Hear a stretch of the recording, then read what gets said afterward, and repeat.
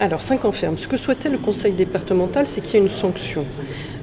Effectivement, la sanction qui avait été prononcée en première instance était une sanction qui nous paraissait largement insuffisante puisqu'elle était en partie assortie d'un sursis, alors que là, c'est 5 ans ferme.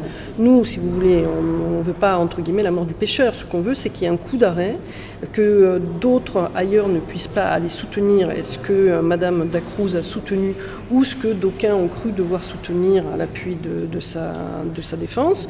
On souhaite qu'il puisse être jugé, que lorsque vous maltraitez un gosse pendant 2 ans, on ne puisse pas dire que vous êtes en état de sidération.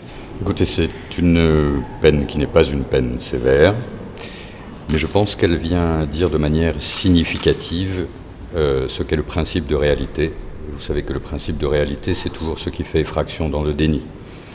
Je crois que c'était important qu'on vienne dire à Madame Dacruz par cette décision qu'il s'est passé quelque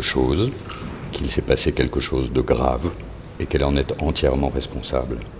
Ces peines-là ne sont jamais à la hauteur de ce que ces enfants ont pu subir et qu'il y a encore une difficulté dans notre société à admettre la violence, la criminalité de ces femmes et que ces femmes ont une forme de protection autour de leur maternité et qui préjudie, à mon sens, à la protection des enfants. Alors ça reste malgré tout une peine moindre que les réquisitions, mais ce que je regrette, c'est qu'il n'y ait quand même pas eu plus de reconnaissance du déni et de la pathologie qu'a rencontré ma cliente. Voilà, parce que d'autres femmes pourraient être tout à fait concernées, le seront.